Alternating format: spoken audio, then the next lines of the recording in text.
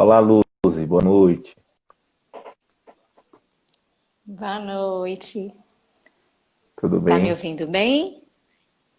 Tô ouvindo bem. Tô ouvindo, Tá tá ótimo. ótimo.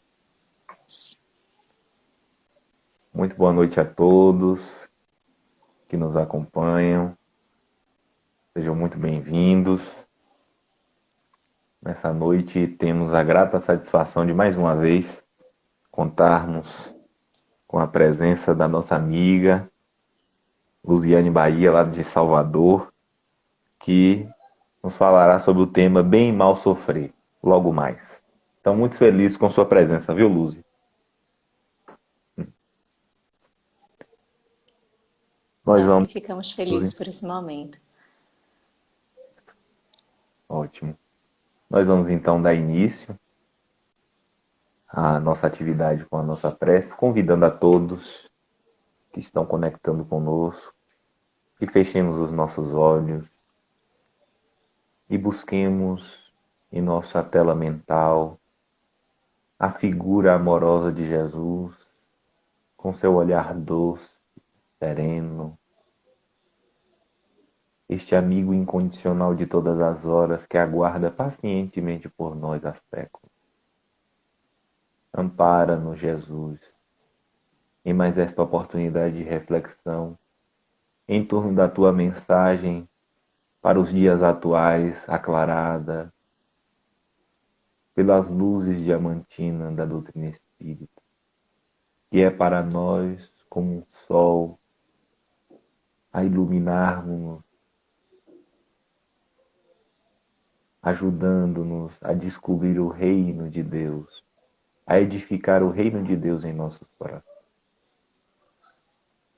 Ampara-nos, Jesus, para que possamos criar condições favoráveis, contribuindo assim com a tua tarefa aqui na crosta da terra.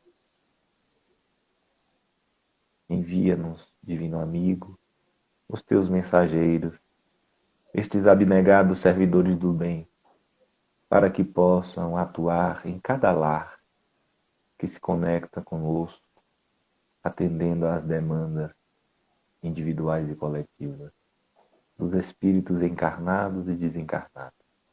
E que a nossa irmã Luziane Bahia, insada, possa nos trazer com clareza, com sensibilidade, com profundidade as reflexões desta noite. Que a tua paz, Senhor, que a tua luz nos envolva hoje e por todo sempre. Que assim seja. Nós, então, com votos de muita paz, passamos a palavra para a nossa amiga Luziane Bahia com o tema Bem e Mal Sofrer. Bom trabalho, Luz, e Deus abençoe. Gratidão. Fica com Deus. Queridas irmãs, queridos irmãos, que a paz do Mestre Jesus se faça presente entre nós. Iniciamos este nosso momento com a nossa gratidão ao Centro Espírita Humberto de Campos, aos nossos irmãos deste centro e da cidade de Vitória da Conquista, que estamos saudosos pelo abraço fraternal que sempre nos une. Mas estamos aqui todos, e vocês também que vão chegando, que vão participando desse nosso momento, de diversas localidades, vamos ficar irmanados, vinculados num só coração fraternal em torno do Evangelho de Jesus. Encontramos no Evangelho de Mateus, capítulo 5 ao 7º, no que no Evangelho de Lucas corresponde ao capítulo 6, encontramos o Sermão do Monte, onde Jesus, com tanta sensibilidade, com o seu olhar fraternal e amadurecido em relação à existência e à nossa história espiritual, começa esse Sermão do Monte com as bem-aventuranças. O evangelista Mateus diz que ele está a subir o monte. O evangelista Lucas diz que ele está a descer. Mas o que importa é que num determinado momento ele para e olha para aquela pequena multidão que ali se formava e começa a falar as bem-aventuranças. E começa a dizer aquele hino que até hoje ecoa aos nossos ouvidos com tanta profundidade. fico sempre a imaginar como deve ter sido especial aquele momento, onde ele, com toda a sua majestade, majestade espiritual, mas simplicidade e profundidade, começa a dizer bem-aventurados os pobres de espírito. E à medida que ele vai falando as bem-aventuranças, aquelas pessoas que ali estavam começam a ficar impressionadas, porque ser bem-aventurado não era ter poder, não era ter riqueza, não era subjugar o outro, mas bem-aventurados eram aqueles que conseguiam trazer para si e para os demais conquistas especiais. Então chega um momento que ele diz: bem-aventurados os aflitos. E imagino que esse deve ter sido o momento mais especial, porque todos atravessam dores. E ele disse: bem-aventurados os aflitos, porque serão consolados. Ele promete a consolação. Ele promete o lenitivo para aqueles que atravessam a aflição, que atravessam a dor. O questionamento de por que nós sofremos ou por que experimentamos as dores é um questionamento da humanidade. Por que a dor? Por que a adversidade através disso que nos traz limitações, que nos trazem pesos? Se nós nos recordarmos do príncipe Siddhartha Gautama, o considerado Buda, veremos que as 4 nobres verdades que hoje compõem o budismo estão depositadas no sofrimento.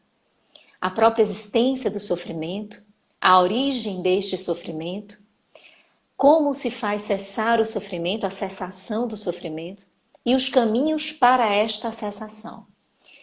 E o Buda teve a oportunidade de trazer à humanidade possibilidades, circunstâncias. De onde é que origina tudo isto? Por que que o ser humano atravessa essas experiências? Então ele chegou a dizer que experiências kármicas iriam gerar estas dores e experiências de uma perturbação nas emoções.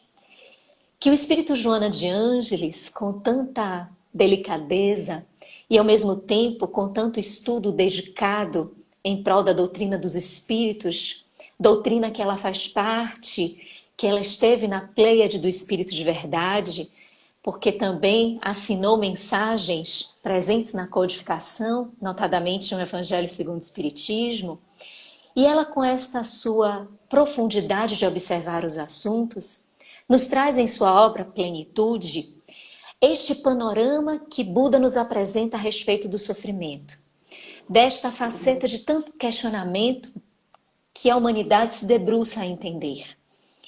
E olhando e apresentando o budismo, ela traz a luz do espiritismo.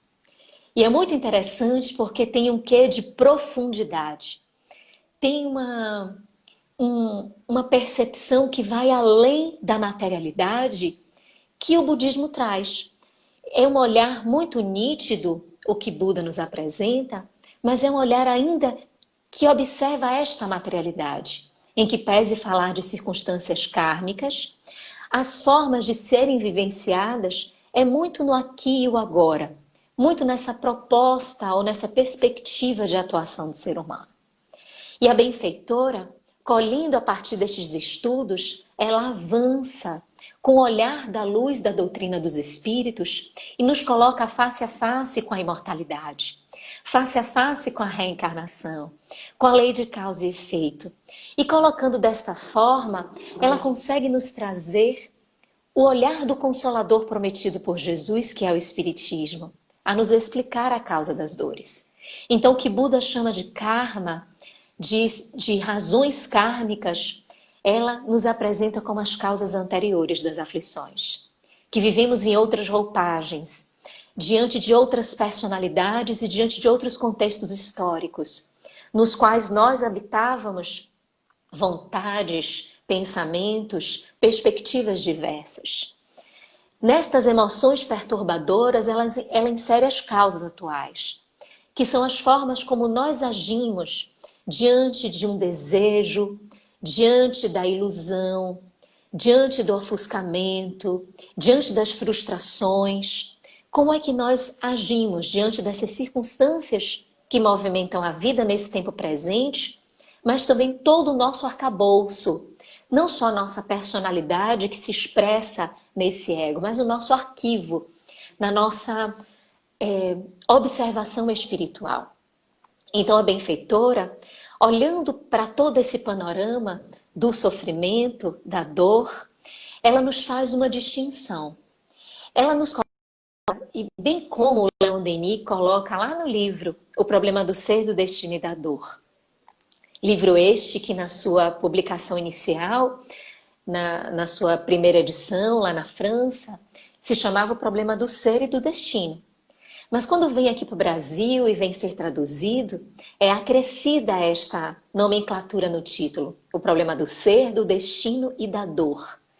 E é um acréscimo muito salutar, porque a própria obra nos demonstra uma forma de vivenciar, de experienciar a dor, vencendo todos os obstáculos que ela pode nos apresentar, mas com um olhar amplo.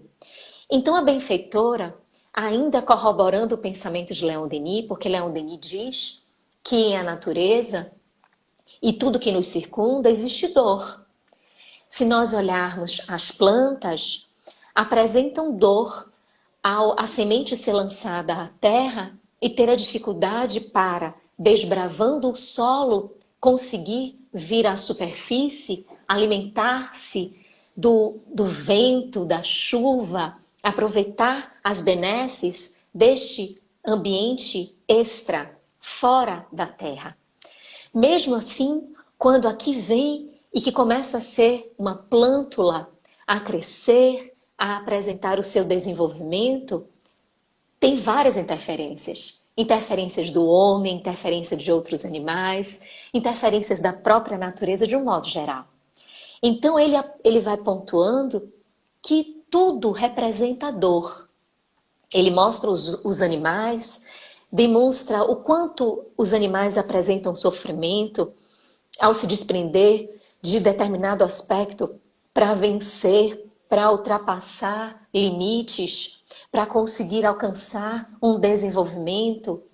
As primeiras experiências do caminhar, da sobrevivência, da alimentação. Então este espírita, este estudioso, filósofo, Leon Denis, nos traz isto, a roupagem da dor em diversas expressões, da natureza e do ser humano. E ele olha com muito cuidado esta dor. E com tanto cuidado que esta última parte das potências da alma, onde ele elenca a dor como uma destas potências, pode nos servir como um diálogo nosso com a dor. Tamanha forma sensível, mas ao mesmo tempo tão especial, como se Leon Denis experienciasse todos os tipos de dores e conseguisse decodificar para cada um de nós, trazendo a pessoalidade para as nossas dores, a individualidade para os nossos aspectos pessoais. A benfeitora, também observando esta nuance de Leon Denis, nos traz uma diferença entre dor e sofrimento, demonstrando a dor como esta faceta de algo que nos acontece e que faz parte do carreiro da vida, e que nós observamos como algo negativo por não compreendermos a utilidade da dor. Então, como a dor traz um desconforto, um incômodo, como ela chama a atenção para ela mesma, porque todas as vezes que estamos inseridos numa dor física, principalmente um dos tipos de dor física, nós nos incomodamos, queremos resolver, temos uma tendência a modificar a rotina, porque a dor impede que nós façamos algumas coisas, realizemos outras, tenhamos a nossa rotina e a nossa habitualidade mantida. Então ela forçosamente nos conduz a uma mudança de comportamento, a tentar fazer com que, mudando o comportamento, consigamos sanar a dor, a fazer com que, de alguma maneira, aquela dor seja extinta. Então essa dor, que faz parte de uma característica da humanidade, que Joana traz como natural, é a dor que também Leon Denis traz, é esta dor que está imersa em todas as formas de vida. Seja no vegetal, que não tem consciência, seja no animal, que não tem consciência, ou em nós, que somos seres conscientes. Já conversamos diversas vezes sobre uma experiência que vivemos com a nossa filha mais velha, que vivenciamos com a nossa filha mais velha, que atravessando a dor do crescimento, sentia um grande incômodo nas pernas, lá pelos 6, 7 anos, de repente uma dor na perna, uma dor na perna. Quando nós levamos ao ortopedista, o que é que o médico disse? Sorrindo. Ah, isso é normal. É a dor do crescimento. São dores que fazem parte da nossa vida e que nos auxiliam num formato de limitação, de educação. Porque reflete muito bem Leon Denis. Se tudo na vida fosse prazer, se todas as formas de sensação fossem prazerosas, como é que nós íamos, diante de uma imaturidade, de uma ignorância, de um estágio inicial de vivência, de experiência, nesse crescimento, neste partir da simplicidade e ignorância para alcançar a angelitude, como é que nós íamos fazer as paradas sem esta maturidade, sem a percepção da importância de transformarmos a pedra bruta que nós somos no diamante belo, resplendoroso e luminoso? Como é que nós iríamos fazer esse processo se não tivéssemos o auxílio da dor? E é por isso que nós consideramos a dor como algo negativo, porque ela incomoda, ela faz com que nós saiamos de um estado de acomodação, de paralisação, para que avancemos passos que serão necessários para a nossa transformação. Então existe a dor desta ordem, a dor da natureza, a dor que faz com que nós nasçamos, a dor que faz com que nós cresçamos, as dores naturais de comermos alguma coisa e termos uma consequência disso que nós nos alimentamos, sem que isso seja kármico. É uma dor que faz com que nós olhemos para o cuidado para conosco. Se nós comemos alguma coisa que está estragada, nós vamos passar mal, sem que isso necessariamente seja kármico. Passando mal, nós vamos entender, pela lógica, que alimento estragado vai nos conduzir à dor de estômago. Então nós vamos ter o cuidado de cuidar do estômago, de apresentar cuidados de proteção para este órgão, e assim como todos os outros. Mas existe a dor que é kármica, a dor que é oriunda, como o Buda falou, mas que Joana traz com essa nomenclatura espírita e com este olhar da imortalidade, da reencarnação, num aspecto da lei de progresso, porque aí está a divergência. O budismo acredita na reencarnação que volve a estágios anteriores do ser, no estágio de escala evolutiva inferior. E para o espiritismo existe a lei do progresso. E essa lei do progresso movimenta, é que ativa o trabalho, é que ativa as demais leis nessa conquista sobre si mesmo. Então a lei do progresso, iluminando esta temática da dor, nos traz uma percepção de que as dores que atravessamos, que são essas que advêm do nada, entre aspas, que atravessam a nossa destinação e que são mais recalcitrantes em nós. Elas dão um pouquinho mais de trabalho. É diferente de uma simples dor de cabeça. É diferente de uma simples dor de estômago. É algo que vai nos mobilizar mais. E esta dor não necessariamente é física.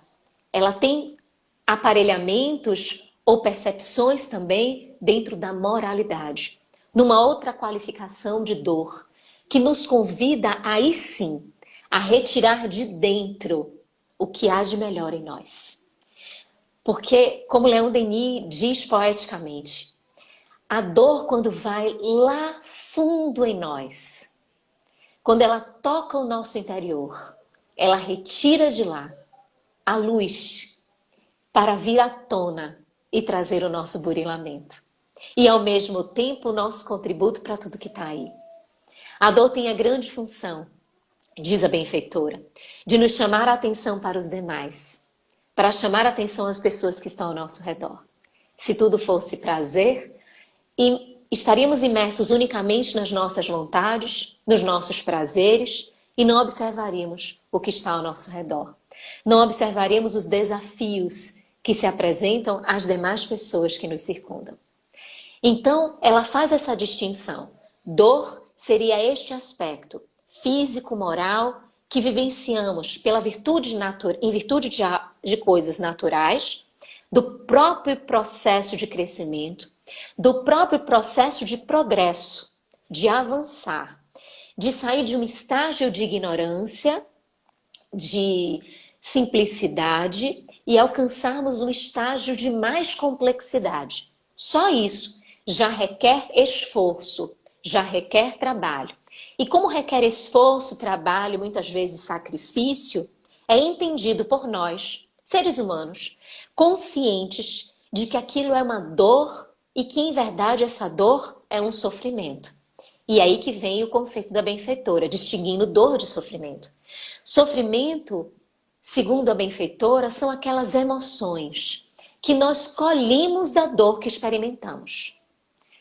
Então, diante de uma dor de dente, nós podemos pensar, meu Deus, uma dor de dente é tão natural sentir.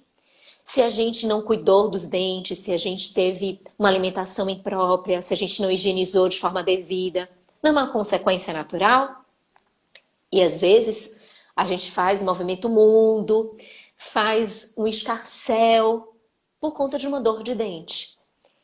Mobilizando outras pessoas, mas mobilizando muito a si, não com a profundidade que aquela dor pode nos trazer. Porque ela vai nos fazer ficar mais silenciosos, vai fazer com que nós fiquemos mais quietos. E tem todo um contributo a partir daí. Mas não, quando a gente faz todo este estardalhaço, quando a gente movimenta tudo e transforma em desespero, nós estamos sofrendo. E não estamos trazendo para nós a lição que a dor nos dá. Então, o sofrimento traz para a gente, traz para todos nós, uma forma de viver da nossa escolha. Nós escolhemos se vamos sofrer ou se não vamos sofrer. É fruto do nosso livre-arbítrio o sofrimento. Porque a dor não necessariamente se confunde com sofrimento. Ela confunde-se com sofrimento, traz este peso de sofrimento quando nós adotamos para nós esta ideia de que aquilo que estamos vivenciando é injusto, de que aquilo que estamos vivenciando é inadequado, de que aquela situação que experienciamos tem algo de esquecimento de Deus em relação a nós, que não deveríamos estar passando por isso. Então tiramos a terapêutica da dor e nos apresentamos diante do sofrimento. E o sofrimento pode ser postergado, pode ser intensificado a partir da forma como nós olhamos estas dores. Então olha a lição muito profunda que a benfeitora nos traz, ajudando-nos a perceber essa diferença. E aí a gente volta para o Sermão do Monte, volta lá no capítulo 5º de Mateus, capítulo 6º de Lucas, e a gente vai ouvir as bem-aventuranças e vai ouvir: bem-aventurados os aflitos, porque serão consolados. A gente diz, ó, se todo mundo tem dor, como disse Leon Denis, todo mundo experiencia dor. A gente ainda não está no estágio de sempre olhar a dor como mestra.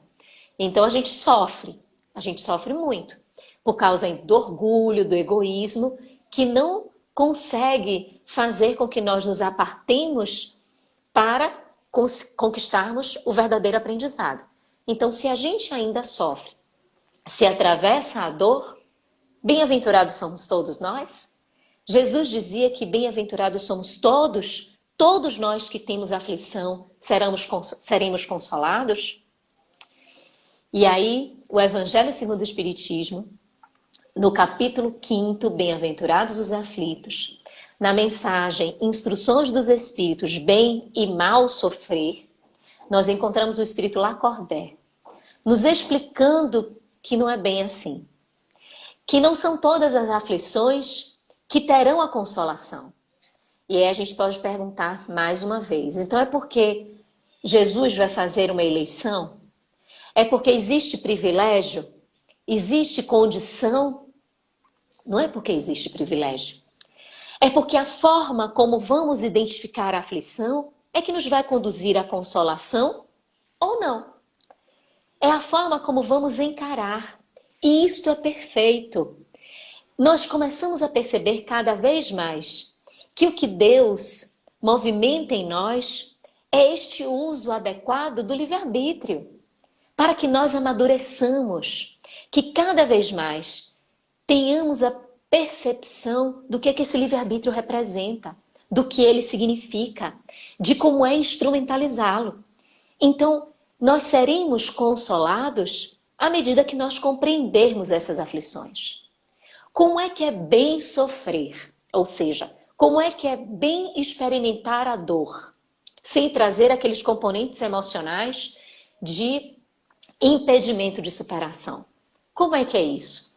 E a gente pode pensar que é algo, meu Deus, será que não tem algo meio masoquista de nós querermos esta dor, de vivenciarmos esta dor? O bem sofrer, diz-nos o Espírito Lacordaire nesta mensagem, que é objeto das nossas reflexões da noite de hoje, que é muito salutar que, primeiramente, identifiquemos, compreendamos que aquela dor tem um motivo. E aí a gente volta ao início do capítulo, quando a gente encontra lá justiça das aflições, causas anteriores, causas atuais das aflições, que é o que o Espírito Jonas de Ângeles, no livro Plenitude, nos convida a perceber no capítulo Origem do Sofrimento. Origem do sofrimento. Onde é que reside a origem do sofrimento? Nas nossas ações. E o que são as nossas ações? As nossas ações não são só aqueles movimentos que se exteriorizam, que as outras pessoas observam. Não. As nossas ações são o nosso pensamento, é a nossa vontade, é a nossa ação propriamente dita.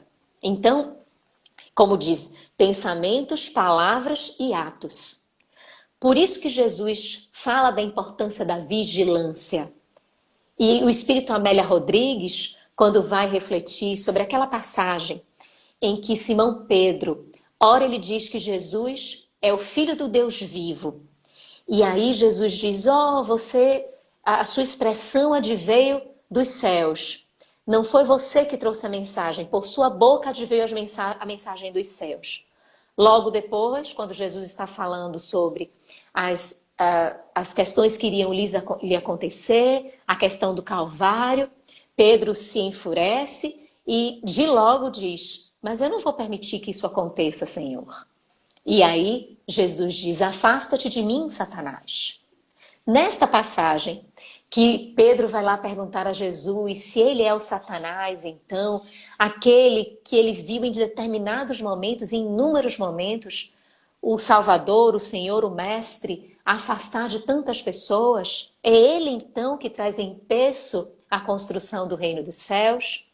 E aí Jesus explica que não é ele figura Pedro, mas que todos nós temos a possibilidade, por esta capacidade de comunicação, de sermos sim instrumentos de situações que não são positivas. Nesta passagem, o Espírito Amélia Rodrigues nos convida à reflexão de vigiar as nascentes do coração, de onde promanam as nossas ações. De onde vem tudo? Porque tudo nasce do pensamento, tudo nasce do nosso interior, dessa nossa história pessoal, dessa nossa vontade. Então, é por isso a importância dessa vigilância, para que não venhamos a cometer tantas faltas. E as faltas que sejam cometidas, elas sejam oriundas de ignorância, porque é natural errar se nós ignoramos. Mas não é natural ter o mal. O mal não é natural. O mal é uma criação do homem. O erro é natural porque vem da ignorância. Nós fomos criados simples e ignorantes. Então, quando nós ignoramos, nós temos propensões a errarmos. Mas sem que este erro tenha a pecha, a marca do mal. Então, este primeiro convite de Lacordaire, quanto à compreensão da dor, é esta. De que nenhuma dor advém do nada. Que toda situação que nós experimentamos, oriunda de uma dor, que traz para nós propostas de crescimento, propostas de transformação, esta dor tem uma causa, ela tem uma origem que reside em nós, nas nossas escolhas, nas nossas ações, ou de um passado remoto, ou de um passado muito próximo, nessas chamadas causas atuais das aflições. Mas ele diz também que para que nós consigamos bem sofrer, é necessário compreender, mas é necessário também não desanimar. E vem dessa compreensão.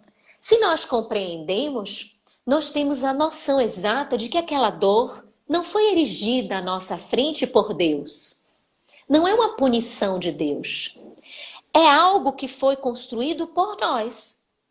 É algo que foi edificado pelas nossas ações, como consequências naturais. Então, se elas são oriundas das nossas ações, nós não podemos desanimar diante delas. Porque elas são motivações para, sendo ultrapassadas, sermos melhores do que antes. Aquela dor que se erige à nossa frente, que cresce, que se agiganta à nossa frente, ela está conversando com algo íntimo dentro de nós que deu origem a ela. Tanto assim é que ela nos incomoda, que ela nos perturba, ela nos desestabiliza.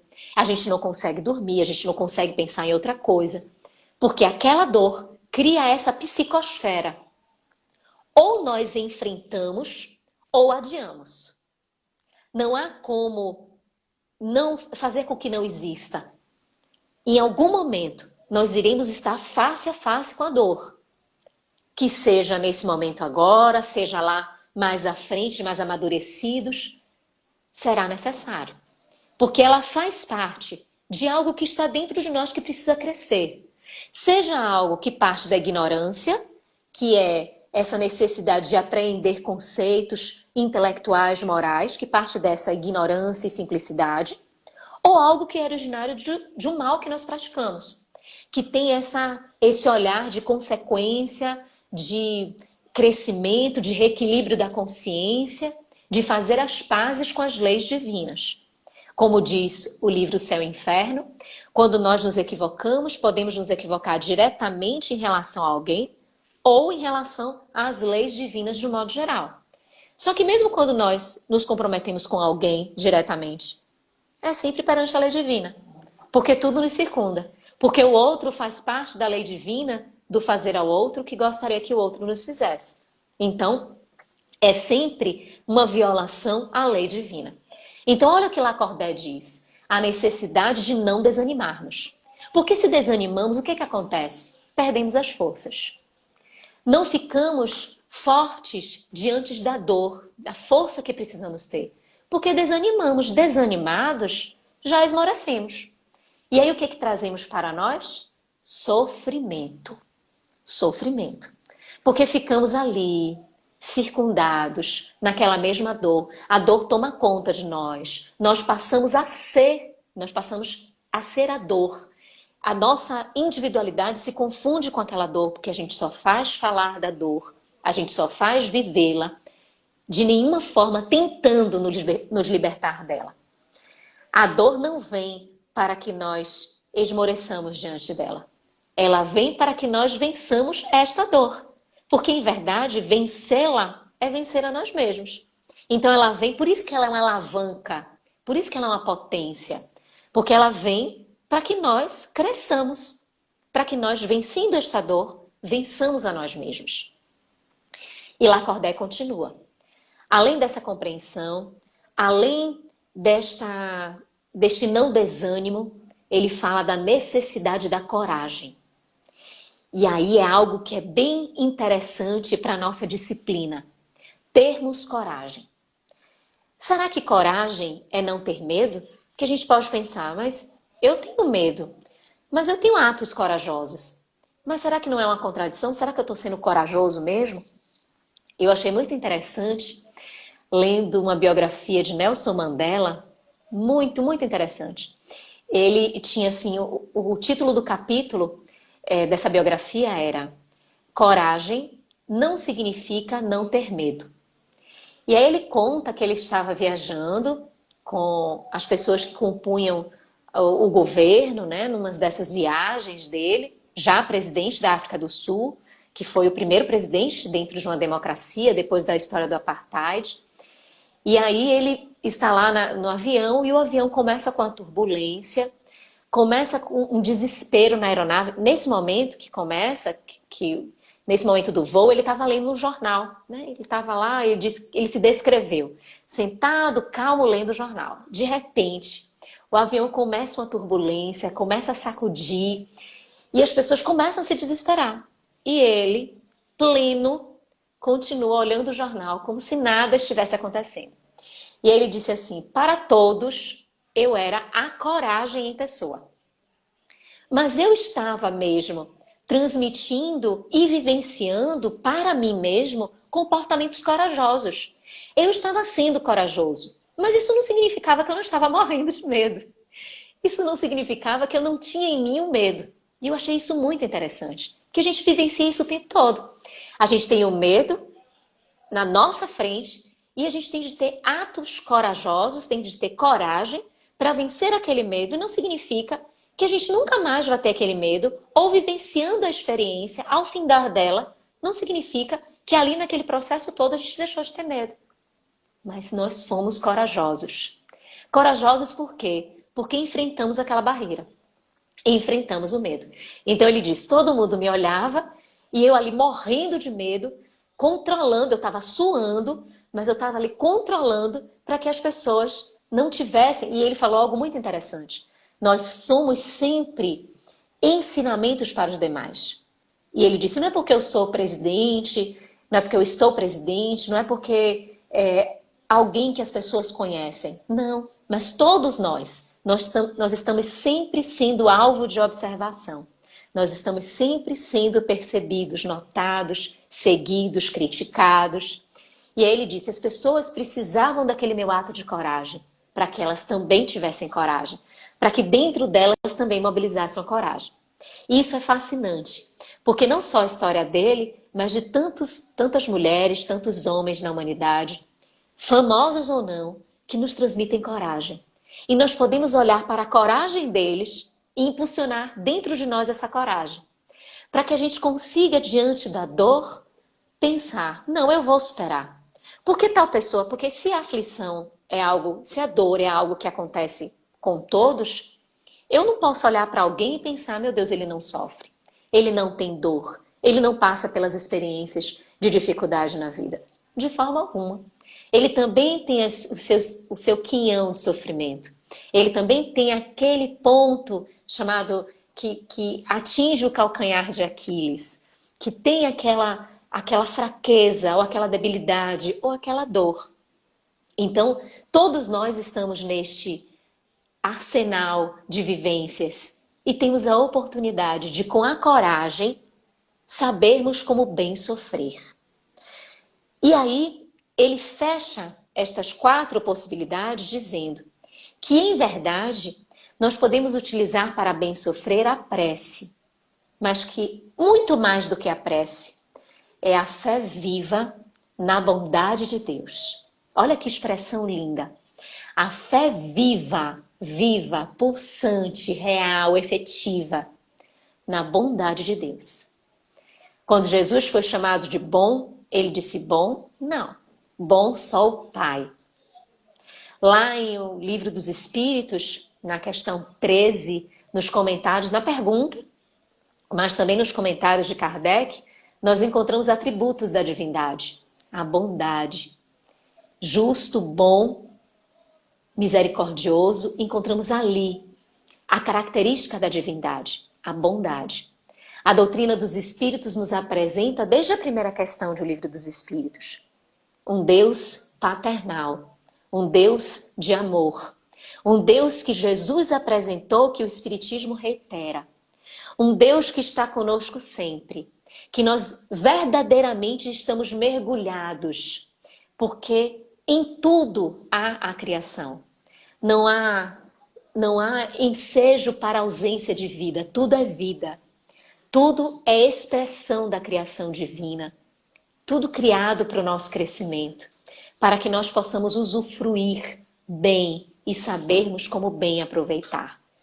Então, esta fé viva na bondade de Deus é como se resumisse tudo mais. Resume os 3 primeiros passos anteriores. Porque se nós temos fé viva, é fácil compreender, é fácil não desanimar, é fácil ter coragem. Quando nós dizemos é fácil, nós não estamos menosprezando as dificuldades. É para nós termos a certeza de que é possível. Termos a certeza absoluta de que é possível. Quantas e quantas vezes as situações que estão ao nosso redor mascaram impossibilidades e acreditamos nisso, não seguimos em prol da verdade e ali esmorecemos.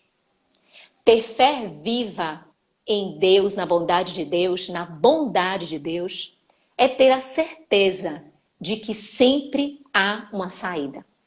De que sempre há, diante da dor, do sofrimento, da mazela, sempre há um formato de sair daquele labirinto. Sempre há uma explicação, sempre tem um sentido. E nada é impossível. Por isso que às vezes a gente ouve, nada é impossível para Deus. Não é impossível. Se nós acreditamos na sua bondade, não existe impossível. Porque sempre há alternativas, oportunidades para que nós nos superemos, avancemos. Esta fé viva na bondade de Deus é a fé na vida futura. É olhar as coisas do alto e ter e enxergar de que as coisas não são impossíveis. Esta semana, eu estava assistindo com a minha filha caçula uma historinha que ela gosta muito. Onde tem uma personagem principal e 4 outras que são amigas dessa personagem principal. As 5 estavam num parque de diversões. E elas chegam, assim que elas chegam, já pensando quais os brinquedos que elas vão usufruir, de repente elas veem um cachorrinho, marrom com umas pintinhas brancas. Elas se encantam pelo cachorrinho, imagina que ele está perdido. E aí, porque olha para o lado, não vê dono, ficam preocupadas e esquecem dos brinquedos e vão se preocupar com o cachorrinho. Só que o cachorrinho sai correndo, aparece ora no carrossel, ora na roda gigante e elas atrás. Chega um momento que elas olham para frente, veem que o cachorrinho subiu a roda gigante, foi lá para cima, e elas dizem, meu Deus, como é que a gente vai fazer para subir, para tirar ele de lá? Quando elas estão encaminhando, elas ouvem um latido e já no solo, perto do trem fantasma, está o cachorrinho. E elas pensam, mas isso é impossível. Como é que ele está lá em cima? Como é que ele conseguiu descer tão rápido? Elas vão atrás do cachorrinho. E aí vai, a historinha toda. Chega um momento em que elas se separam. Elas resolvem se separar. Fica a personagem principal tentando também encontrar os cachorrinhos e saem as 4 amigas. De repente, uma das amigas liga para a personagem principal e diz assim, olha, eu tô aqui, vem pra cá, eu tô aqui no deck e eu tô vendo o cachorrinho, vem pra cá me ajudar. Ela diz, tá bom. Quando ela tá indo pra lá, a outra amiga liga.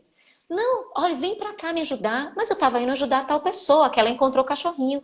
Ela diz, não, como é que ela encontrou o cachorrinho? Impossível, o cachorrinho tá aqui na minha frente. Enfim, todas 4 ligam pra ela, dizendo a mesma coisa, que o cachorrinho está na frente de cada uma delas, sendo que cada uma está em um local diferente. O que é que ela pensa? Impossível.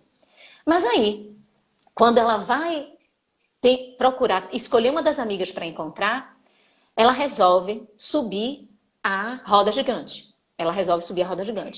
E aí ela sobe a roda gigante, quando chega no topo, ela explica, né? Na moral da história, ela explica. Ela diz assim, seria realmente impossível que um cachorrinho pudesse estar em 4 lugares diferentes. Mas eu confio, eu acredito nas minhas amigas. E sei que elas estão falando a verdade. Então tem de ter uma explicação para tudo isso que parece impossível. Quando ela olha do alto da roda gigante, o que é que ela identifica? 4 amigas e 4 cachorrinhos diferentes. Eles eram filhotes de uma mesma ninhada e eram todos iguaizinhos. Era impossível? Não. Mas o que é que ela precisou fazer? Enxergar do alto. Ela precisou perceber do alto. E além de perceber do alto, o que movimentou que ela fosse perceber do alto foi a crença, a fé, a confiança nas suas amigas. Mesmo a situação, obviamente, aparentando impossível. E isso a gente vivencia no dia a dia. Porque a ciência demonstrou é impossível. Porque pela lógica não tem sentido. As leis de Deus não são todas decifradas por nós. Nós temos conhecimento de parcela ínfima destas leis. E esta forma de perceber a lei, justamente por não ser a totalidade, tem uma gama de coisas que desconhecemos. E este mesmo olhar sobre a verdade foi o que fez com que no passado a humanidade lá atrás pensasse que Jesus fazia milagres, que ele estava derrogando as leis. E vem a Gênese, vem o Espiritismo e demonstra que ele não estava a fazer milagres, que ele não estava a derrogar a lei. Eram apenas situações que nós desconhecíamos e que com o passar do tempo isso foi esclarecido. Então, diante do impossível, de uma dor que parece não sanar, de uma dor que parece que não consegue ser superada por nenhuma das nossas ações, confiemos mais, insistamos mais, porque de tanto insistirmos, vamos perceber que o impossível era possível. E assim ultrapassamos aquela etapa, seguimos adiante, seguimos em frente e vamos vencendo as vicissitudes. O Espírito Lacordaire ainda reflete sobre o fardo. E ele diz que o fardo, ele é proporcional às nossas existências. Aquilo que o próprio Jesus já tinha falado, de que o fardo a gente só carrega aquilo que a gente pode suportar. Então a nossa dor, ela é proporcional ao quanto nós conseguimos superar dela. E aí vem a luminosidade da misericórdia de Deus, quando nós olhamos que este fardo, este peso, esta dor, esta dificuldade, ela é apenas uma parcela ínfima do nosso real débito. A contabilidade divina não é uma matemática pura. Não é uma matemática de 2 mais 2 são 4. É uma matemática da misericórdia. É uma matemática que a gente deve 100 e paga 1%. Porque, em verdade, Deus não está preocupado em nos punir. Deus não deseja nos punir. Deus não deseja uma matemática pura. O que ele observa e traz como proposta é a educação. É a conquista sobre nós mesmos. É o avançar numa linha de progresso inexorável. Então, este fardo, este peso, esta dor, ela é infinitamente menor do que o que nós provocamos no contexto da criação, no contexto da lei divina. Mas por que então nós não temos de pagar, entre aspas, exatamente aquilo que devemos? Porque o objetivo é a nossa recuperação. E alcançando esta nossa recuperação, com a reparação, porque a nossa reparação exige também de nós, não só o arrependimento, como nos explica o Céu e o Inferno, no capítulo 7, item 16, Código Penal das vidas futuras, da vida futura. Como ali nos mostra muito naturalmente o arrependimento, a expiação e a reparação, o feito, o fazer o bem, o realizar. As realizações através do bem. Então, esta proposta de fazer, de recuperar, ela anula qualquer outra forma que seria apenas vingança, que seria um aspecto retributivo que não está presente no amor máximo da divindade. O amor máximo é: equivocou-se, recupere-se. Os meios que vamos fazer e empreender, ele vai nos auxiliando, ele vai nos propondo, ele vai nos convocando, ele vai nos trazendo, nos oportunizando, através das experiências nas relações, nas experiências fraternais, permitindo com que nós percebamos, através destas experiências, e encontremos a medida exata para a nossa superação. Encontrando, desaparecendo a causa, desaparece o efeito. Desaparecendo aquilo que deu ensejo, aquilo que nós falamos, ou seja, a dor levanta-se à nossa frente e ela vem dialogar com algo que está dentro. Se desapareceu aquele algo que originou aquela muralha de dor, aquilo ali desaparece. Até porque não tem mais sentido. Pode continuar incomodando aos olhos dos demais, mas o nosso olhar nem mais significa uma dor. Porque nós já temos as mãos, já crescemos com ela e já estamos lá à frente querendo novos desafios. Assim se comportam os nossos irmãos mais velhos, na experiência espiritual. Aqueles mais amadurecidos, mais velhos entre aspas, mais amadurecidos. Aqueles que estão à frente, os espíritos superiores, que já observam a utilidade de tudo e que muitas vezes vêm à Terra ou aos orbes em missão, sem nada terem a carpir, sem nenhuma dor que tenha dentro de uma lei de causa e efeito uma conexão de forma alguma, e eles mergulham na carne e demonstram a forma como superam a dor e demonstram como eles conseguem ser gigantes, perseverantes, como eles dão testemunho sem nada terem a carpir, como o próprio Jesus, como Francisco de Assis e tantas outras personalidades que vieram por já terem percebido o significado da dor em si, por já saber como se encontra a consolação, como busca-se a consolação, eles vieram a nos ensinar. E tracejando, caminhando da forma sem mácula alguma, construíram marcas exemplificativas para o nosso olhar. E nós olhamos embevecidos cada uma daquelas experiências e vemos como eles foram fortes. Fortes por quê?